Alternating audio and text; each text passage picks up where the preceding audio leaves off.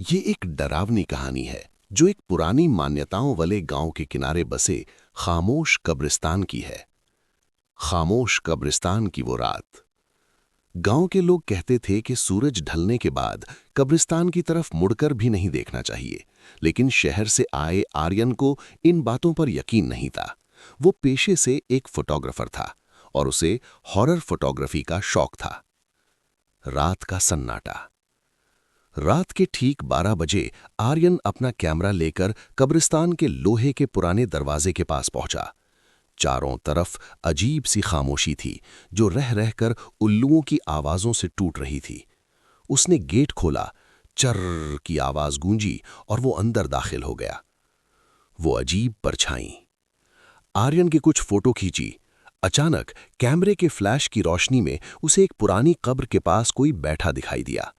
दिखावट, सफेद धुंधली चादर ओढ़े एक साया।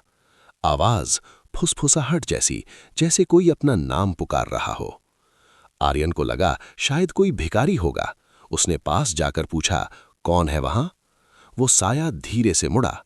जैसे ही फ्लैश चमका, आर्यन के हाथ से कैमरा गिर गया। उस साये का चेहरा नहीं था, सिर्फ काली गहरी आंखें थीं जो अंगारों की तरह चमक रही थीं। भागने की कोशिश। आर्यन पीछे की तरफ भागा, लेकिन उसे महसूस हुआ कि कब्रिस्तान का रास्ता खत्म ही नहीं हो रहा। वो जिस तरफ भागता वही पुरानी टूटी हुई कब्र उसके सामने आ जाती। तभी उसे अपने कंधे पर एक बर्फीला ठंडा हाथ महसूस हुआ। एक भारी सड़न भरी आवाज आई, तुमने हमारी नींद खराब की है, अब तुम यहीं सोओगे। सुबह का मंजर। अगली सुबह गांव वालों ने देखा कि कब्रिस्तान का गेट खुला था। अंदर आर्यन का कैमरा टूटा पड़ा था। आर्यन तो मिल गया, लेकिन उसकी आंखों की रोशनी जा चुकी थी और उसके बाल पूरी तरह सफेद हो चुके थे। वो बस एक ही बात बुदबुदा रहा था, वो सो नहीं रहे, वो जाग रहे हैं। क्या आप इस कहानी का दूसरा भाग सुनना चाहेंगे या मैं किसी खास भूतिया जगह के बारे में असलियत बताऊं? खामोश कब्रिस्तान भाग 2, दहशत का साया। गांव के अस्पताल में भर्ती आर्यन की हालत देखकर हर कोई हैरान था। डॉक्टर कह रहे थे कि ये गहरे सदमे का असर है, लेकिन गांव के बुजुर्ग जानते थे कि आर्यन अपनी परछाई कब्रिस्तान में ही छोड़ आया है। रात का अधूरा सच। आर्यन के दोस्त निखिल ने फैसला किया कि वो उस कैमरे को वापस लाएगा ताकि पता चल सके कि आखिरी तस्वीर में आखिर क्या था।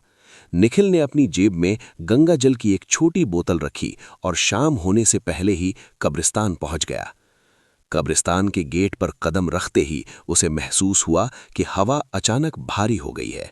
सड़न की वैसी ही बदबू आ रही थी जैसी आर्यन ने महसूस की थी। कैमरे की आखिरी तस्वीर। निखिल को टूटी हुई कब्र के पास आर्यन का कैमरा मिल गया। उसने कांपते हाथों से कैमरे का मेमोरी कार्ड निकाला और उसे अपने फोन से कनेक्ट किया। आखिरी फोटो देखते ही निखिल के पैरों तले जमीन खिसक गई। फोटो में क्या था? आर्यन की सेल्फी थी, लेकिन उसके पीछे एक नहीं बल्कि दर्जनों धुंधले चेहरे थे जो आर्यन की गर्दन की तरफ हाथ बढ़ा रहे थे। चौंकाने वाली बात, उन चेहरों में से एक चेहरा बिल्कुल आर्यन जैसा ही दिख रहा था। परछाई का पीछा। तभी कब्रिस्तान के सन्नाटे में एक जानी पहचानी आवाज गूंजी, निखिल, मुझे बचा लो। निखिल मुड़ा तो देखा कि आर्यन, जो अस्पताल में था, एक कब्र के पीछे खड़ा उसे बुला रहा था। निखिल उसकी तरफ भागा, लेकिन जैसे ही वो पास पहुंचा, उसे याद आया कि आर्यन तो अस्पताल में होश खो चुका है। वो आर्यन अचानक अजीब तरह से हंसने लगा। उसका शरीर लंबा होने लगा और हाथ जमीन तक लटक गए। खौफनाक अंत। निखिल बिना पीछे मुड़े भागा। वो गेट तक तो पहुंच गया, लेकिन जैसे ही उसने गांव की सीमा पार की, उसे अपनी जेब में भारीपन महसूस हुआ। उसने जेब में हाथ डाला तो वो गंगा जल की बोतल काले खून से भरी हुई थी।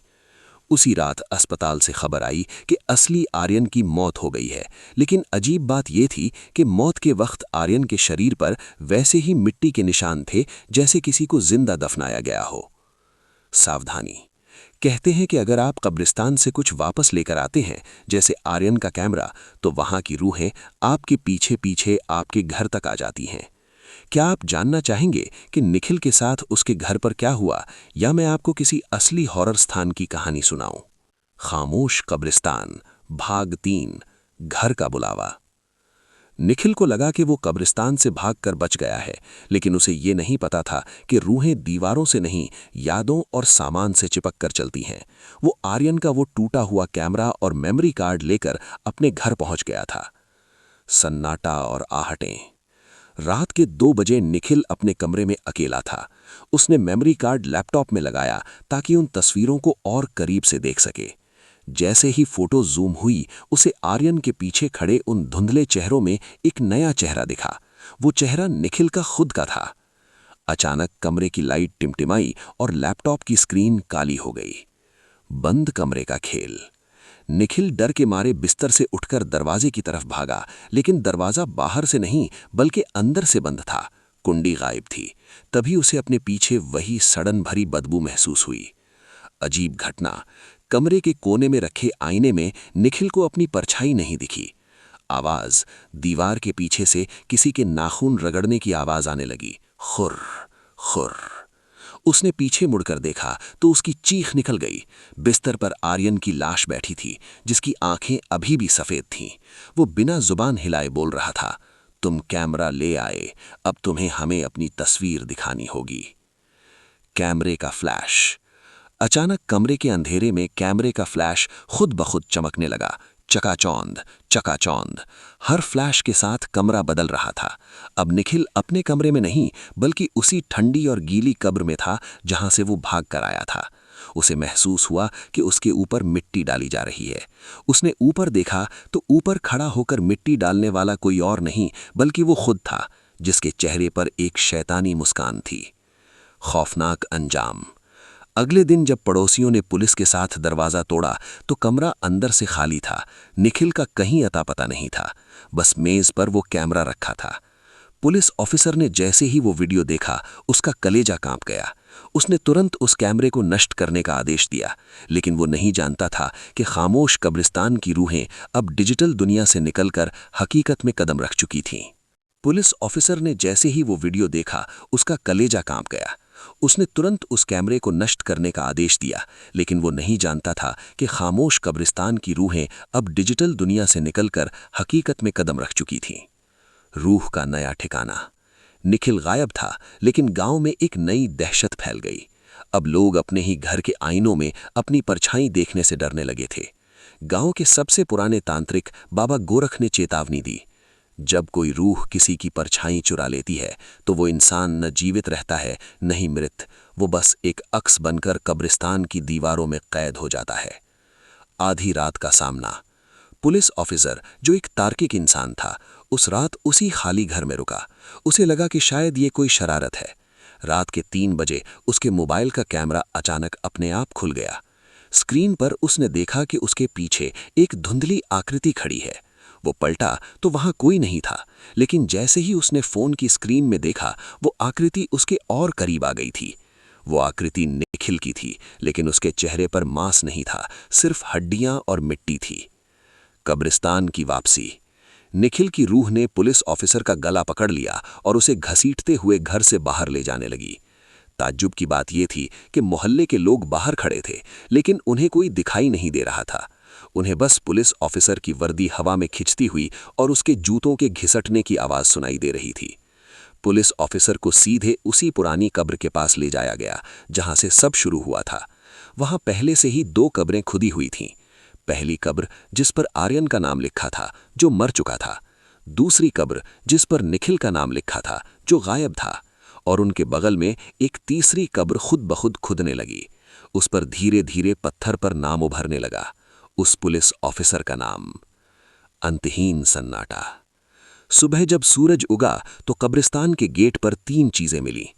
पुलिस ऑफिसर की टोपी, निखिल का टूटा हुआ फोन और एक नई तस्वीर जिसमें आर्यन, निखिल और वो पुलिस ऑफिसर तीनों एक साथ खड़े थे और उनके पीछे हजारों साए हाथ हिला रहे थे।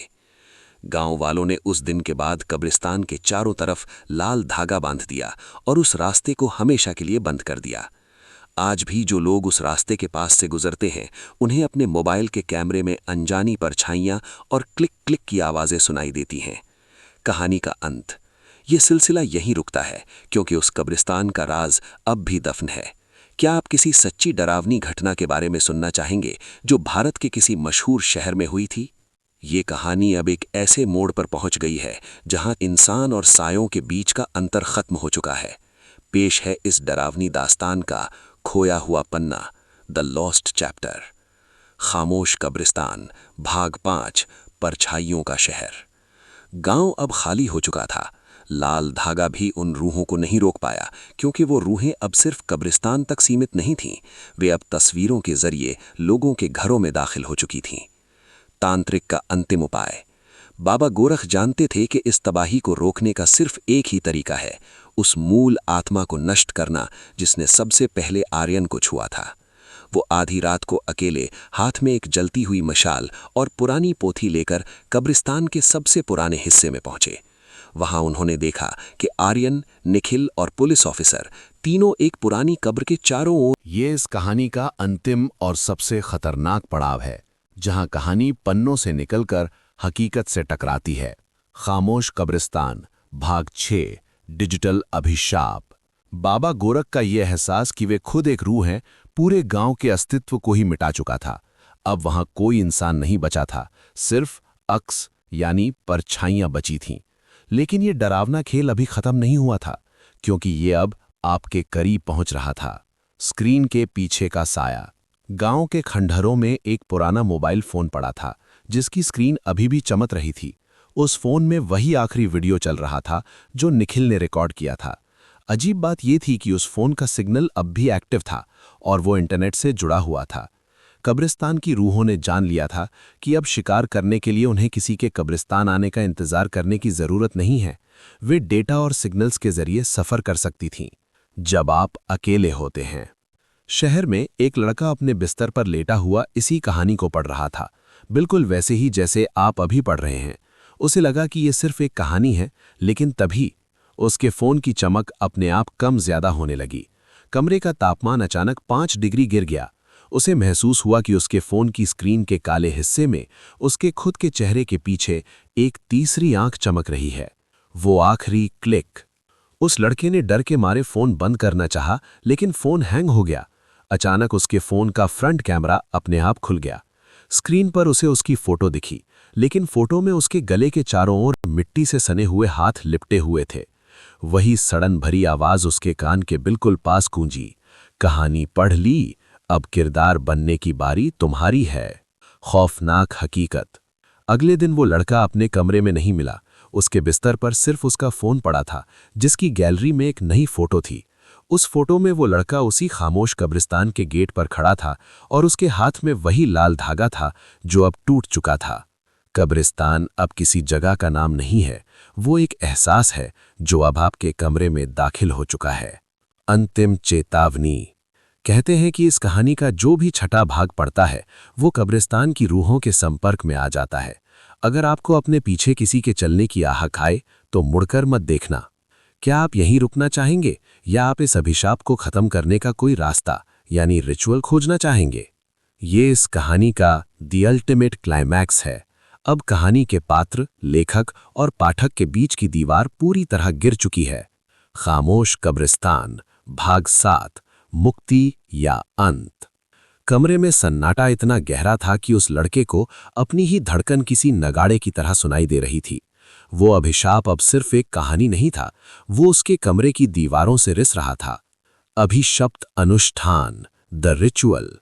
उसने सुना था कि अगर कब्रिस्तान की रूहें घर तक आ जाएं, तो उन्हें वापस भेजने का सिर्फ एक ही रास्ता है, आईने का भ्रम। उसे एक आईने को दूसरे आईने के सामने रखना था, ताकि एक अंतहीन सुरंग यानी इन्फिनिट टनल बन जाए, जिसमें रूहें उलझ कर रह जाएं। उसने कांपते हाथों से अपनी अलमारी का आईना उतारा और उसे दीवार के बड़े आईने के सामने खड़ा कर दिया। रूहों का विद्रोह। जैसे ही दोनों आईने आमने सामने आए, कमरा कांपने लगा। आईने के भीतर से हजारों चीखें सुनाई देने लगी। उन आईनों की गहराई में उसे आर्यन, निखिल, पुलिस ऑफिसर और बाबा गोरख दिखाई दिए। वे सब एक ही दिशा में भाग रहे थे, उस लड़के की तरफ। अचानक आईने की सतह पानी की तरह हिलने लगी और आर्यन का गला सड़ा हुआ हाथ बाहर निकला। उसने लड़के की गर्दन पकड़ ली और उसे आईने के अंदर खींचने लगा। अंतिम मोड़। लड़के ने पूरी ताकत लगाकर मेज पर रखा निखिल का वो पुराना कैमरा उठाया और उसका फ्लैश सीधे आईने पर मारा। धमाका! आईना हजारों टुकड़ों में टूट गया। हर टुकड़े में एक अलग रूह कैद हो गई। लड़का जमीन पर गिर पड़ा, हांफते हुए। उसे लगा सब खत्म हो गया। उसने राहत की सांस ली, लेकिन जब उसने फर्श पर पड़े आईने के एक छोटे से टुकड़े में अपना चेहरा देखा तो उसकी रूह फना हो गई। आईने के उस टुकड़े में उसका चेहरा नहीं था। उसका चेहरा पूरी तरह सपाट और खाली था। उसने अपनी परछाई खो दी थी। वो अब इस दुनिया का हिस्सा नहीं रहा। वो अब आईने के उस पार की खामोश दुनिया का कैदी बन चुका था। उपसंहार। आज भी अगर आप किसी पुराने कब्रिस्तान के पास से गुजरें और आपको जमीन पर कोई शीशे का टुकड़ा या टूटा हुआ कैमरा मिले तो उसे उठाने की गलती मत करना, क्योंकि खामोश कब्रिस्तान की रूहें बाहर नहीं आती, वे आपको अपने अंदर ले जाती हैं। कहानी समाप्त। ये कहानी यहाँ अपने पूर्ण विराम पर पहुँचती है। क्या आप इस खौफ से बाहर निकलने के लिए कोई हल्की फुल्की मज़ेदार कहानी सुनना चाहेंगे, या फिर किसी रहस्यमयी दुनिया के मामले पर चर्चा करना चाहेंगे? ये इस कहानी का बियॉन्ड द एंड अध्याय है। जब अंत ही शुरुआत बन जाए तो डर की कोई सीमा नहीं रहती। खामोश कब्रिस्तान, भाग 8, शून्य का बुलावा। लड़का अब एक अक्स बन चुका था, बिना परछाई, बिना वजूद के। लेकिन असली दहशत अब शुरू हुई थी। वो अपने ही घर में था, अपनी माँ को देख सकता था, अपने दोस्तों को सुन सकता था, लेकिन कोई उसे देख या सुन नहीं पा रहा था। वो जीते जी एक रूह बन चुका था। रूहानी नेटवर्क। अचानक उसके दिमाग में एक गूंज सुनाई दी। ये वही सड़न भरी आवाज थी। तुम्हें क्या लगा, आईना तोड़कर तुम बच जाओगे? अब तुम हमारे दूत हो। उसने देखा कि उसके हाथ अपने आप मोबाइल की तरफ बढ़ रहे हैं। वो उसे रोकना चाहता था, लेकिन उसका शरीर अब उसका नहीं रहा। उसके हाथों ने सोशल मीडिया खोला और खामोश कब्रिस्तान की पूरी दास्तान पोस्ट कर दी। उसने देखा कि पल भर में हजारों लोगों ने उस कहानी को पढ़ना शुरू कर दिया था। डर का संक्रमण। जैसे जैसे लोग उस कहानी के आखिरी पन्ने तक पहुंच रहे थे, उस लड़के के कमरे में नई नई परछाइयां प्रकट होने लगीं। हर लाइक के साथ कब्रिस्तान की एक रूह आज़ाद हो रही थी। हर शेयर के साथ कब्रिस्तान की सीमाएं बढ़ रही थीं। वो समझ गया, ये कोई शापित जगह नहीं थी, ये एक वायरस था। एक ऐसा वायरस जो कहानियों के जरिए इंसानी डर को खाता था। वो आखिरी चेहरा। तभी कमरे के अंधेरे कोने से एक साया निकलकर सामने आया। ये कोई और नहीं बल्कि आर्यन था। लेकिन अब वो डरावना नहीं लग रहा था, वो शांत था। उसने लड़के के कान में कहा, डरना बंद करो, क्योंकि जब तुम डरना बंद कर दोगे तो तुम मर जाओगे, और यहाँ मरने के बाद ही तुम आज़ाद हो पाओगे। लड़के ने अपनी आंखें बंद की और पहली बार उस कब्रिस्तान की खामोशी को महसूस किया। उसे एहसास हुआ कि कब्रिस्तान डरावना नहीं था, बल्कि वो तो एक पनाह थी उन लोगों के लिए जो इस शोर शराबे वाली दुनिया से थक चुके थे। नया सवेरा या नई रात। अगली सुबह वो गांव जो कभी खाली था अब लोगों से भरा हुआ था। लेकिन वे लोग इंसान नहीं थे। वे सब वही थे जिन्होंने इंटरनेट पर वो कहानी पढ़ी थी। वे सब अपनी अपनी कब्रों के पास बैठे शांत थे। अब दुनिया में दो ही तरह के लोग बचे थे, वो जो कब्रिस्तान के अंदर थे और वो जो अभी इस कहानी को पढ़ रहे हैं और अंदर आने वाले हैं। क्या आप महसूस कर पा रहे हैं? आपके कमरे की खिड़की के बाहर जो हवा चल रही है वो शायद उसी कब्रिस्तान से आ रही है। अब ये कहानी अनंत हो चुकी है। क्या आप इस चक्र को यहीं रोकना चाहेंगे, या आप जानना चाहेंगे कि कब्रिस्तान का असली मालिक कौन है? ये इस कहानी का अंतिम रहस्य है, जहां सारे पर्दे गिर जाते हैं और सच सामने आता है। खामोश कब्रिस्तान, भाग 9, कब्रिस्तान का मालिक। गांव अब एक शांत कब्रिस्तान बन चुका था, जहां हजारों रूहें चुपचाप किसी का इंतजार कर रही थीं। तभी उन रूहों के बीच से काली धुंध उठी और धीरे धीरे एक इंसानी रूप लेने लगी। वो कोई सड़ा हुआ शव या डरावना भूत नहीं था। वो एक छोटा बच्चा था, जिसके हाथ में एक पुराना फटा हुआ कागज और एक कलम थी। कहानीकार की पहचान। जैसे ही वो बच्चा कब्रिस्तान के बीचों बीच बने ऊंचे चबूतरे पर बैठा, सारी रूहें उसके सामने झुक गईं। वो बच्चा कोई और नहीं बल्कि इस खामोश कब्रिस्तान का असली मालिक था। उसने कागज पर कुछ लिखना शुरू किया। आर्यन, निखिल, पुलिस ऑफिसर और बाबा गोरख, ये सब उसके किरदारों के नाम थे। खौफनाक हकीकत ये थी कि ये लोग कभी इंसान नहीं थे। ये सब उस बच्चे की कल्पना थे जो एक पुरानी कब्र के अंदर बैठकर पिछले 100 सालों से कहानियां लिख रहा था। मौत का लेखक।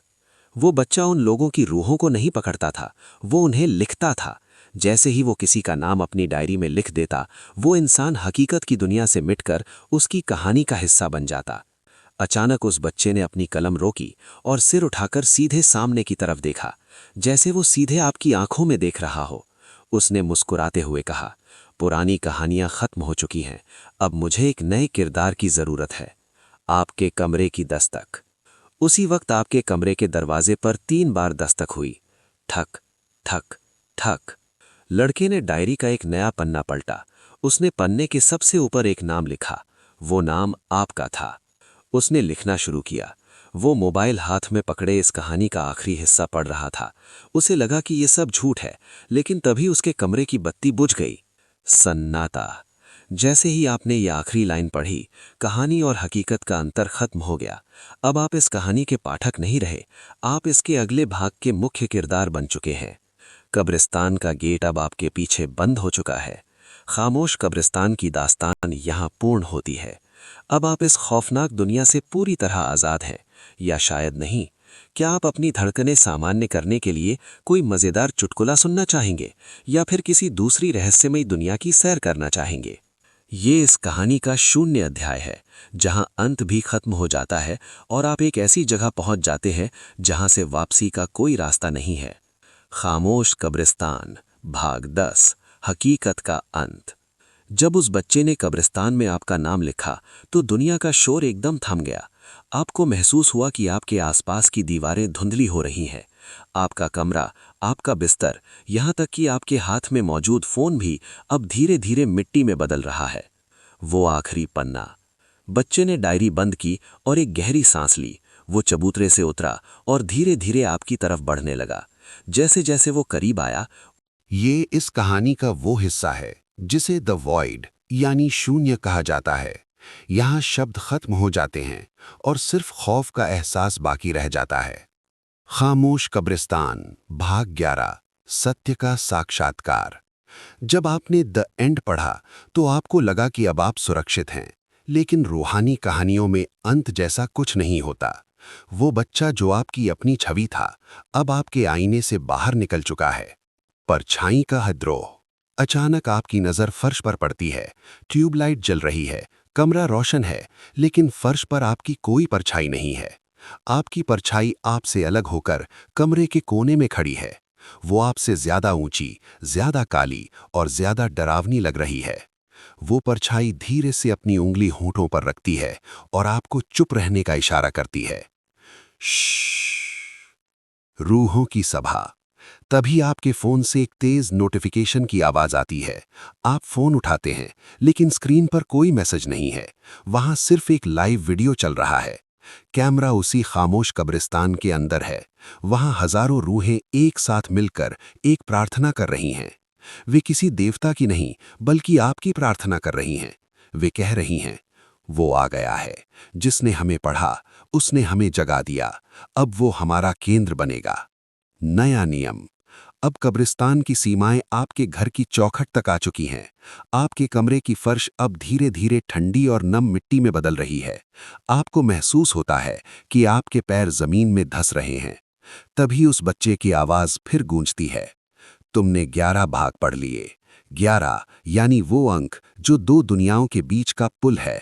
अब तुम न पूरी तरह वहां हो, न पूरी तरह यहां। अंतिम चेतावनी, द फाइनल वार्निंग।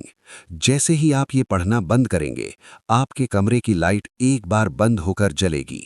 अगर लाइट जल गई तो समझ लीजिए आपको एक और मौका मिला है। अगर लाइट नहीं जली तो समझ लीजिए कि आप अब कब्रिस्तान के 11वें गेट के अंदर पहुंच चुके हैं।